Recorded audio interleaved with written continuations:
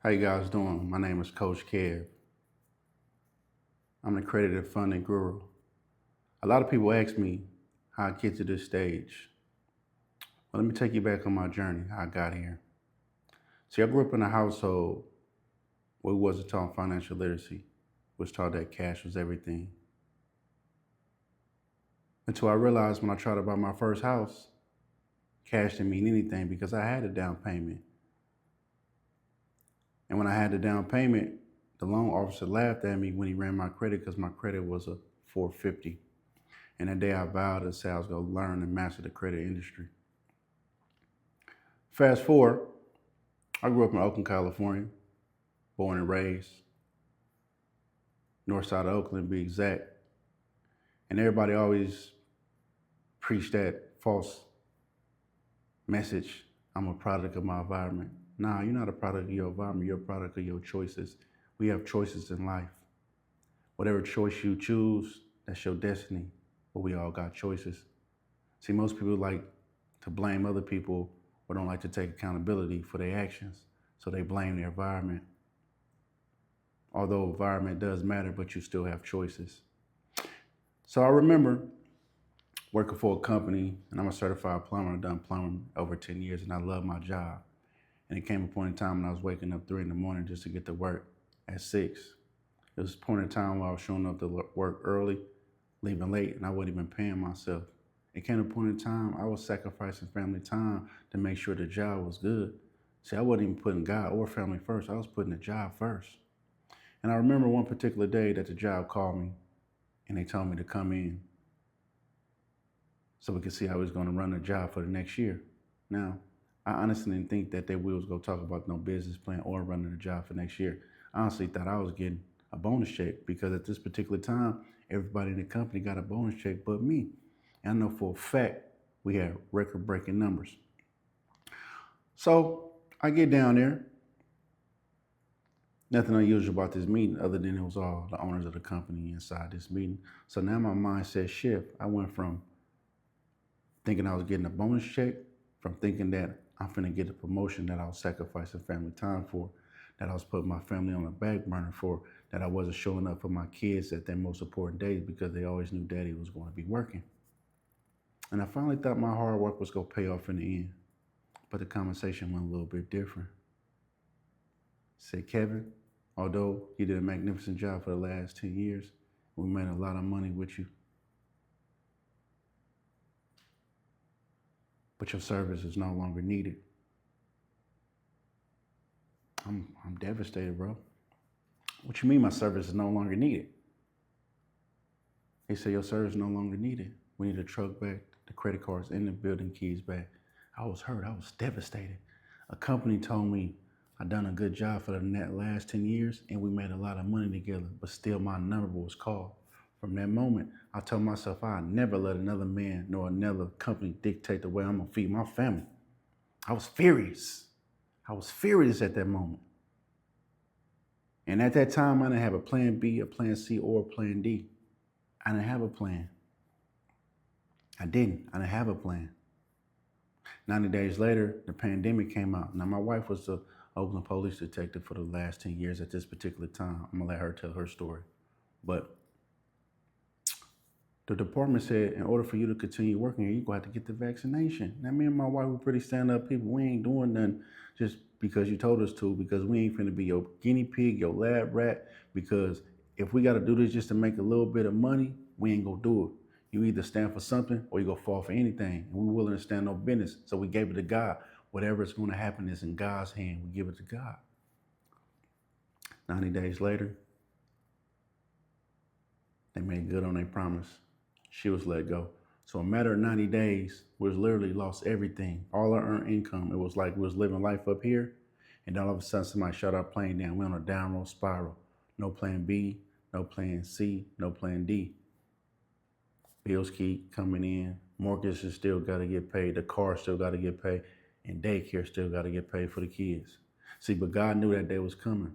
So he was aligning us with the right people. We was going to different conferences in Miami, different conferences in Atlanta. And we was learning skill sets. See, we already knew that we didn't want to work with nobody forever. We already knew that we was gonna work for ourselves one day. We sure didn't want to leave that early. So we learned how to leverage credit. We learned how to build businesses from the ground up. So what we did, we built 4 businesses up from the ground up. We took those 4 businesses to the bank. No money, no revenue, not one customers. We took those businesses to the bank because we understood the concept of what the bank was looking for and how to build business to use other people's money to build financial freedom and financial wealth. So that's what we did. We took all 4 of those businesses to the bank, got $150,000 a piece for them. That's $600,000. We started buying more real estate. We started buying cash producing asset. We started buying, investing in Turo, investing in Airbnb. Little did we realize we was making more money than we was working at a 9 to 5 with less time doing it. When I say only thing that saved us was a skill set, that we learned financial literacy, that we invested in ourselves, that we got with a mentor, that gave us the knowledge that we need to fall back on and make sure that our family was straight. See, a lot of people in that situation that's been at a job for 15 years thinking like this will never happen to them. I was the same way. I thought it was going to never happen to me. I thought I was going to retire at the company, but that wasn't a plan. They didn't let me retire at the company. They had different plans for me. So this is what got me on my journey from a plumber to a financial consultant, literally. Plumbing was my first love. Plumbing was my very first company that I built up from the ground up. I love plumbing. I love to get in there and do all the artwork and things like that. But for all my plumbers, I understand the industry. You don't hustle, you don't eat. That was me. See, we got to make sure that we educating ourselves on the side and make sure that we allocating some of our earned income to the side so we can start building our own empire and start building our own companies. Because I felt like the job chewed me up like an old stick of bubble gum, and once the flavor was gone, man, they spit me out, man. Common questions that they pretty much ask me. How did I get the money to be able to fund my companies? I said, quite simple. I said, the banking system is all built off credit. Credit will literally turn you up, have you dead broke, and at the bank getting money tomorrow. But most people always misunderstand what credit does and how credit works. See, understand is, most people think credit is about a credit score. See, when it's getting money from the bank, it's not all about a credit score. See, credit goes off an extra large pizza. And inside this extra large pizza, they have slices. Everybody don't eat pepperoni. Everybody don't eat meat. Everybody ain't vegans. Everybody's vegetarians, right? So we got a variety of different slices. But inside this pie, we have pieces that we have to understand. Like 35% is payment history on your credit profile. See, we have to understand that because that's the biggest piece of pie when it comes to your credit report. See, most people don't even know. Everybody starts at a 300 credit score, but if you pay your bills on time, the most points you get for paying your bills on time when it comes to a credit scoring system is 192 points and a half. So we go from a 300 and we just pay our bills on time, you automatically at a 495 and a half, almost a 500 credit score. See, the next biggest piece of the credit pie is utilization, which is 30%. See, most people in the world that we stay in, they think that as long as you don't go over 30%, it ain't gonna hurt your credit. And they're absolutely right. But if you're trying to get money from the bank, it's absolutely gonna hurt you because the banks run from risk.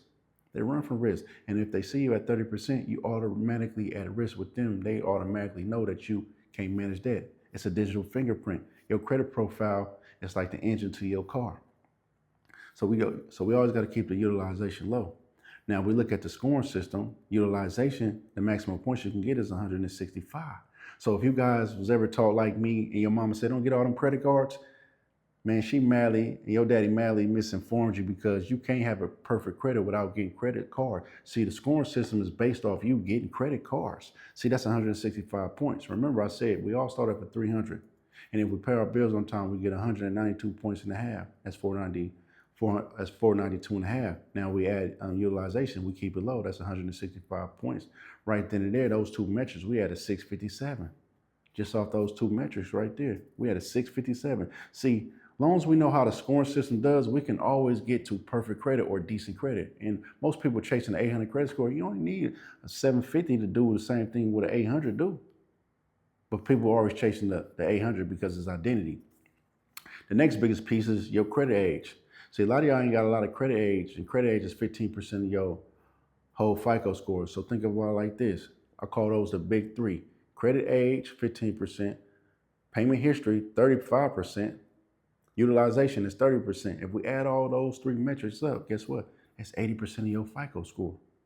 So we know that's 80% of your FICO score. We have to focus on those biggest slices of the pizza that we are eating.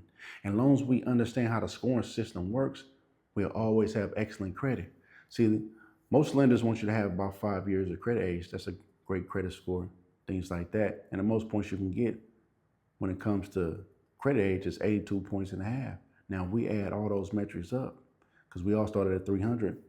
We get 192 points and a half for payment history. That takes it to a 492 and a half. For having credit cards and keeping our utilization low, we'll get 165 points, which is going to take us to a 657. And then when we add credit age to our credit report and we get 82 points and a half, guess where we at? Just guess where we at? We had a 740. We had a 740 right there. So just paying attention to the big three pieces of the extra large pizza, we had a 740. Just that simple, we had a 740. See, things that I'm teaching you right now is what the lenders are looking for. They're looking at your credit profile. Think of it like this. You got a car and it looks good on the outside. You got a Chrysler, but you put the demon body on it, right? The Hellcat body on it. So it's the fat body.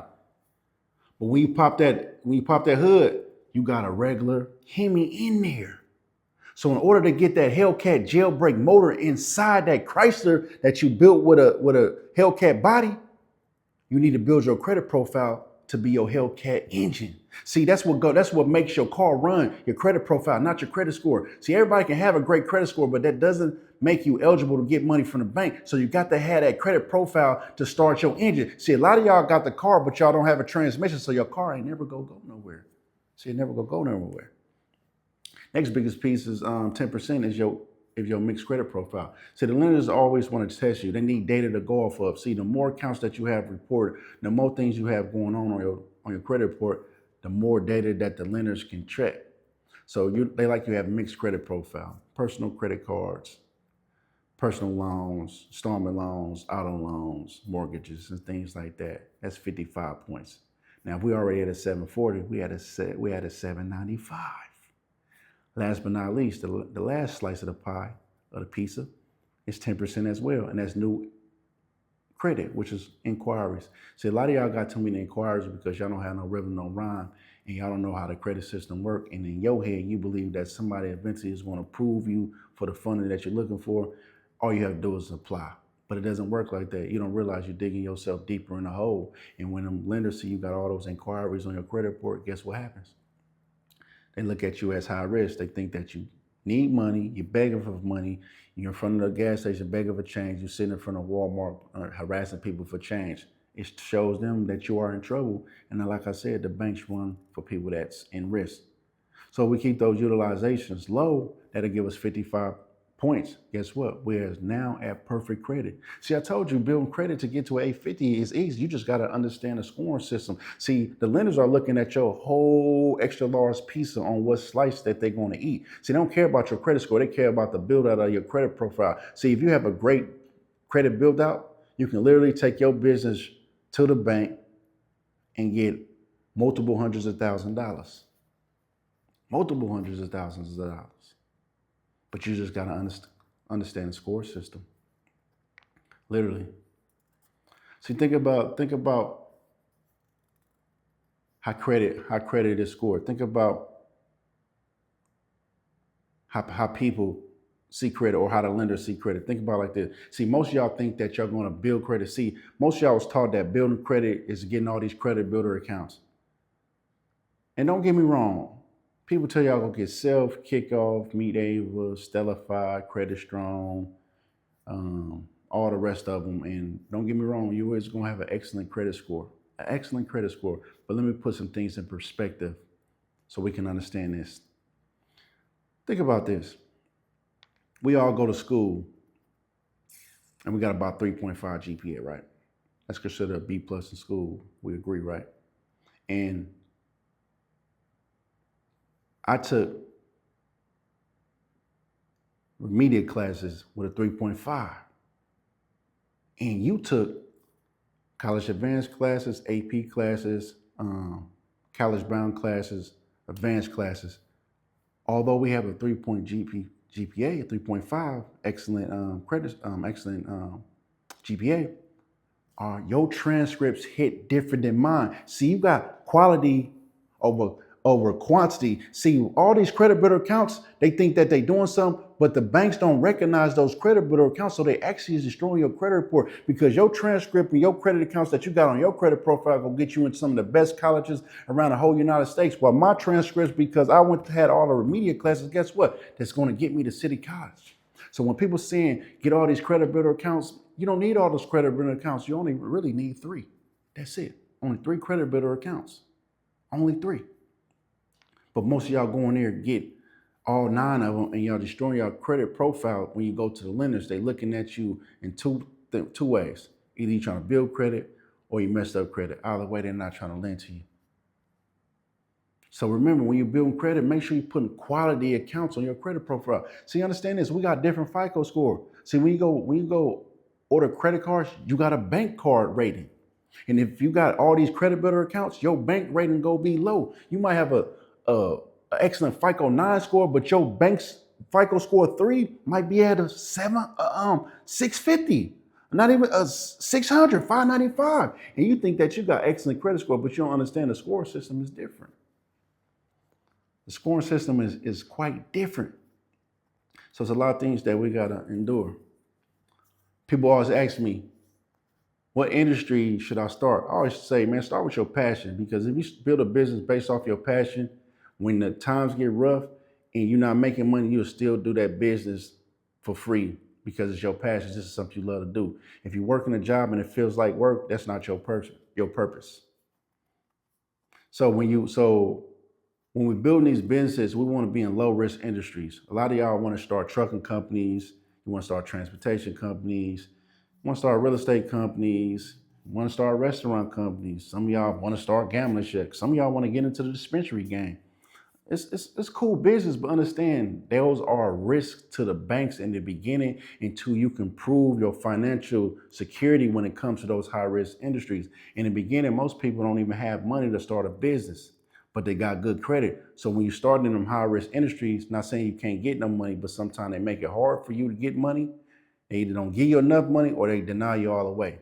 So that's why we always start with low risk industries, consulting companies, marketing companies, management companies, training companies, things like that, because the lenders know it only takes one person to actually run the company and they can endure that risk because it's no gambling involved on how they see it. So always start your industry or what you're trying to start in the low risk industries, at least so you can get the bag from the banks and then take the bag from your companies and loan it to your other companies and start building from there. So we got to get strategic on what we do.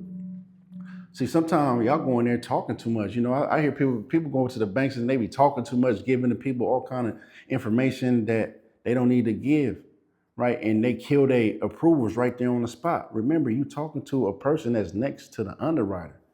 If you're talking too much and you say the wrong things when it comes to underwriting, what you expect? You gonna get denied, right? So we just gotta make sure that we understand the questions that's been asked. A lot of people say, well, what to put on the application? Well, I can't legally tell you what to put on the application, but understand what the application is saying when you're filling out a funding application.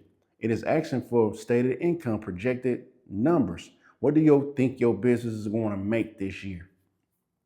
Now, I ain't saying start a brand new business and say you're going to make $1 million because it's not believable. I mean, come on, we got unicorns, but unicorns don't come all the time. So when they ask you for your household income, they ask you for all the income that's inside your house. If you make 70, your wife make 100, that's 170 on the application in your household income. If you make 70, your wife make 100, your baby cousin live with you and make 30, that's 200 on the application. See, we got to make sure we understanding what these applications are asking.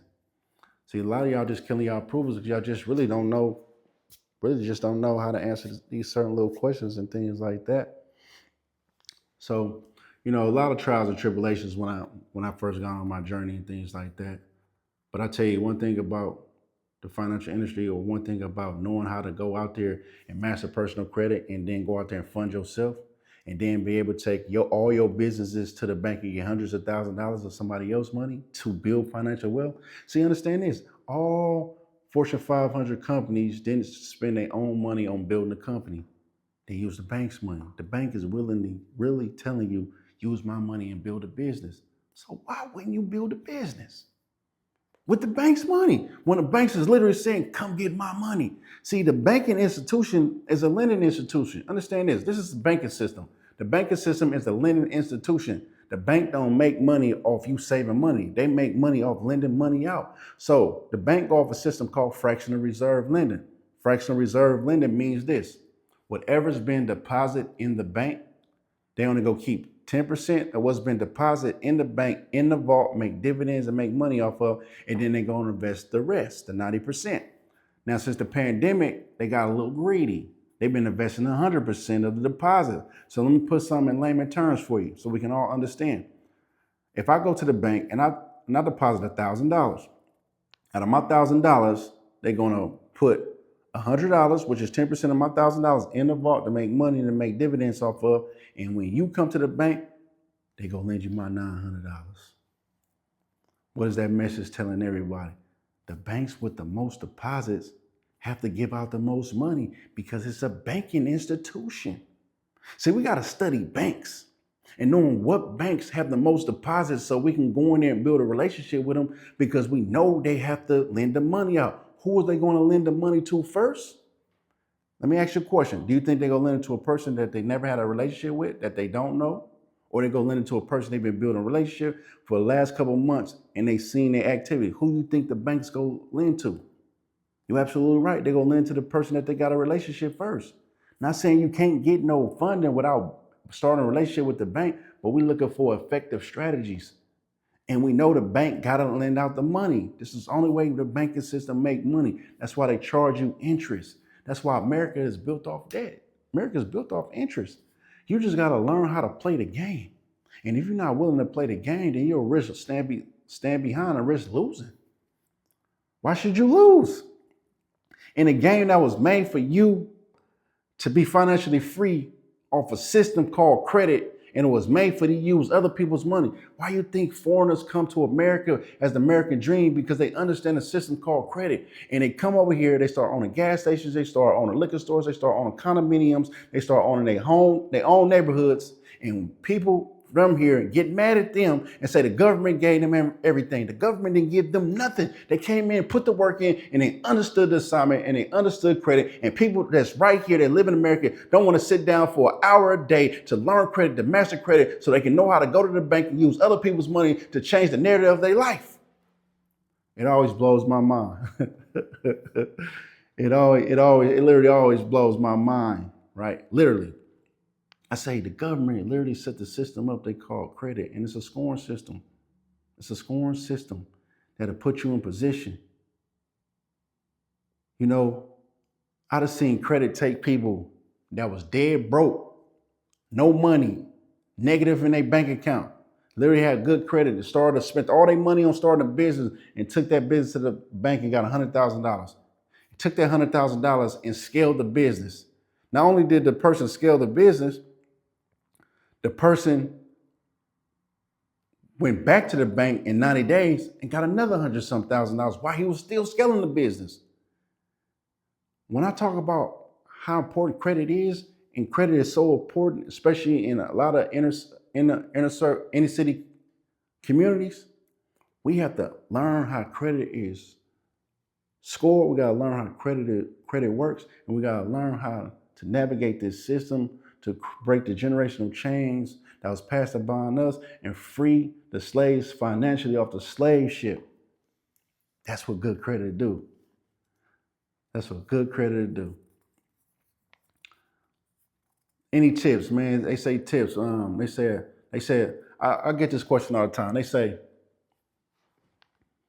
what's the three things that stop you from getting money from the bank? I say, it's three things that stop you from getting money from the bank. Number one, it's your utilization, right? Your utilization is too high. Ain't no bank's gonna lend you no money because you are telling them that you can't maintain debt, which indicates they give you more money, you go spend more money and getting more debt, and which means they probably not go get paid. So they don't want to lend to you. Number two, your late payments. Nobody's going to lynch nobody that's can't pay nobody back. If you know your baby cousin known not to pay somebody back, if you go loan baby cousin some money, you probably ain't gonna get baby cousin not a dime. That's what late payments do. The third one is very, very, very important. It's comparable credit. See, a lot of y'all don't have enough comparable credit. See, a lot of y'all mostly got $1,000 credit limits. Now we got to start making this thing make sense. Why would the bank give you $50,000 when on your credit profile you can only show that you can maintain $1,000?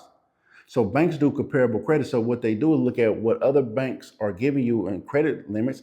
And since a bank gave you $1,000, what they gonna do? They gonna give you $3,000. So you're gonna be happy because they gave you the biggest credit card that you got thus far. But think about how much money that you left on the table because you didn't understand the assignment. That's three things that stop you from getting money from funding. A lot of people ask me, is it possible to get loans with no documentation? I say, yeah, there's a lot of programs that's called no doc loan. But I say, don't go in a bank and say, can I get a no doc loan? No, you just got to understand what the assignment is. See, typically no docs loans are pretty much typically anything 50,000 on down. So if you go pretty much, if you're going over $50,000, you might trigger the system to give you a little bit of documentation. But typically, no doc loans is $50,000 on down.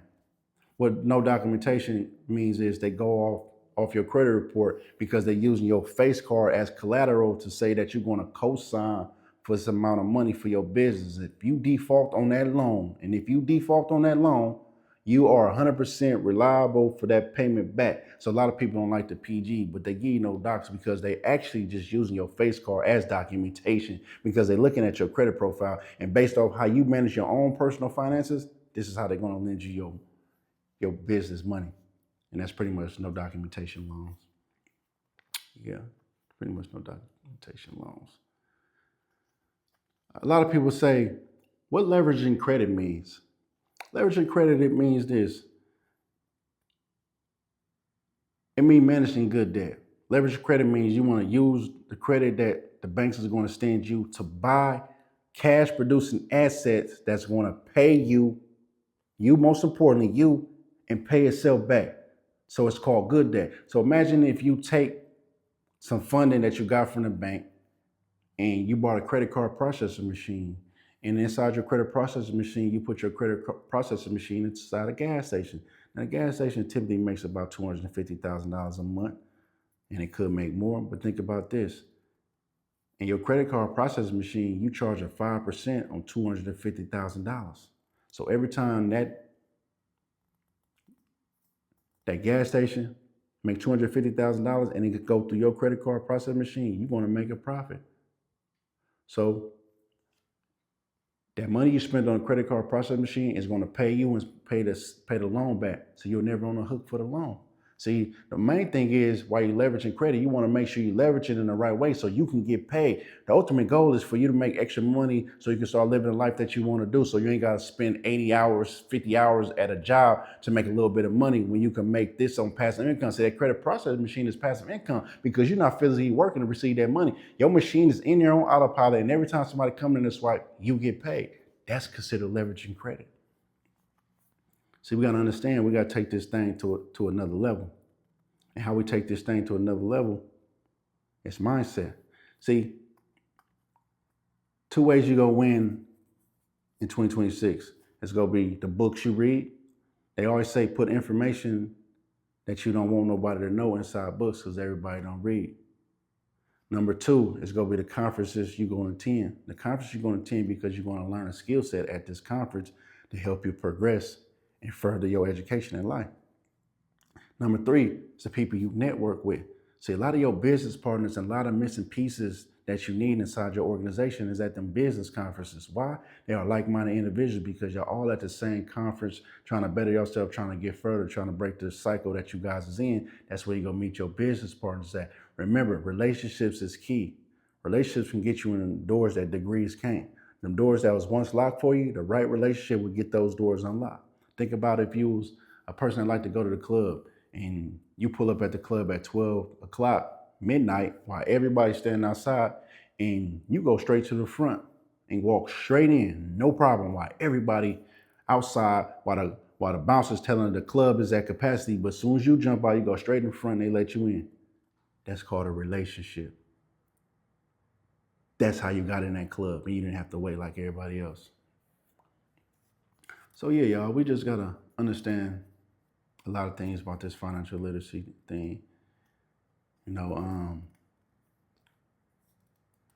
very proud of where we're going, business, things like that. I run a mentorship, 2 mentorships. I'm teaching people how to master credit, how to build a personal structure, how to build business credit, how to structure your business and go out there and fund themselves. See, my mentorship is going to show you how to take your 9-to-5 income and turn it into a 5-star business. So what you're going to do is leverage that 9-to-5 income, and what you're going to do is start a business, master credit, learn how to fund yourself, and you're going to build a business. You're going to take that business to the bank, no money, no revenue, not one customer to the bank, get hundreds of thousands of dollars, and we're going to show you how to buy assets. And what we're going to do is show you how to let those assets pay for itself and pay you back while you bought your time back. That's what the mentorship is going to show you. So if you're a struggling nurse and you're working them hard hours and you're looking for a transitional change, this mentorship is exactly for you. It's going to fit your schedule. It's going to literally teach you how to take your nurse income and leverage it to master credit, to start a business, to get that business funded, and start buying cash producing assets to pay you, so pay yourself back, so you can ultimately spend less time and be burnt out at your job. Absolutely. Love and respect. Peace. I'll see you on the next one.